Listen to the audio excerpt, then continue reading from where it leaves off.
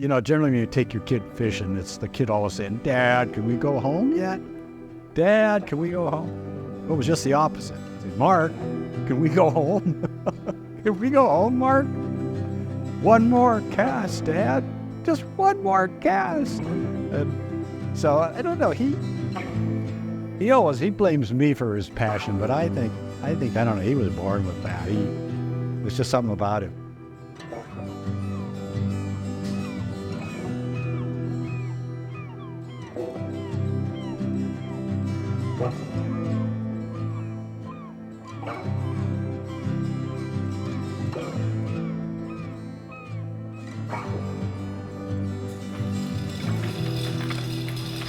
My profession is a man of the sea, I like to call myself. So I'm an oyster farmer by day and night, and then also restaurant owner by day and night.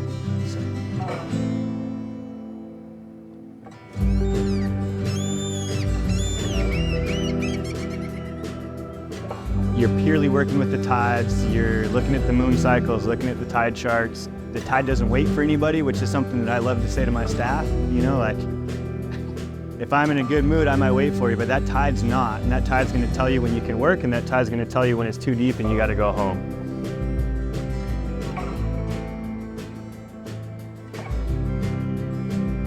It's a big science project out there. So you walk around on the tide flats and gosh, every year, every season, I'm seeing something a little bit different. I'm trying to tease out like, well, where's that coming from? Why is that here? It really goes back to my schooling and the science mind that both my dad and I have. And I think every farmer, upland, agriculture, on the water, you have to be a scientist or else you're gonna lose your crop. That's the bottom line.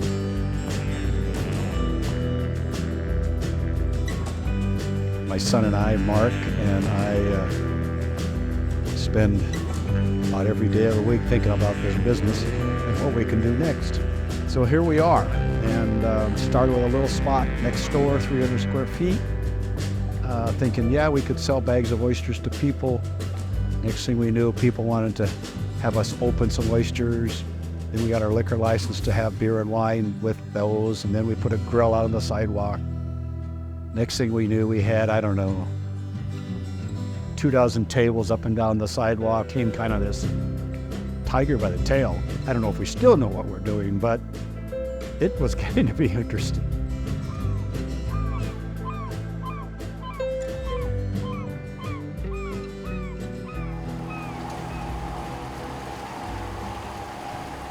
Everything's down at 30 feet. It'd be nice and cold. We should be good for the next 2 days on that, but I really want to promote.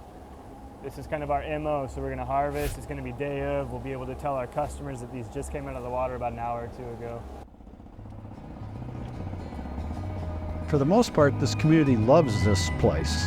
I think they have a whole new appreciation for what this bay is and what it produces. And that has just paid dividends for trying to keep the focus on the water quality issues out. Oyster farmers as a whole, we tend to kind of call ourselves the canary in the coal mine in that, you know, they're filter feeders, they're signal species for a lot of things that you don't necessarily want within a watershed. If this bay is impacted to a certain degree, the oyster farm could go away. Like, you might walk in one day and be like, hey, there's no oysters available because of such and such. That water quality it's driven by everybody in the watershed.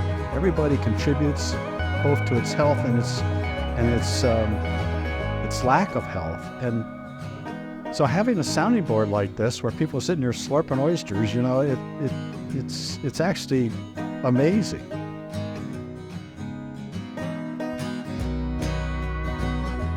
For me and for my crew, for my company, for other oyster farmers, for the industry, and for a lot of aquaculture, it feels like we're actually giving back to Mother Earth, which, you know, I sleep pretty damn well at night knowing that I'm improving something, knowing that I'm trying to bring something back to what it was historically, and not ruining something, not altering something, but really working in unison with the earth and with the ebb and the flow of tides. I don't know what the appeal is. You know, bless the first guy who tried one. But I always think, you know, it tastes like the sea. Fresh, salty, sweet. You're chewing on something that's alive, full of protein, full of good stuff, but also that tastes like the place that you're at. It's phenomenal. Some people describe it like kissing a mermaid, right? And I don't know what that feels like, but it's it.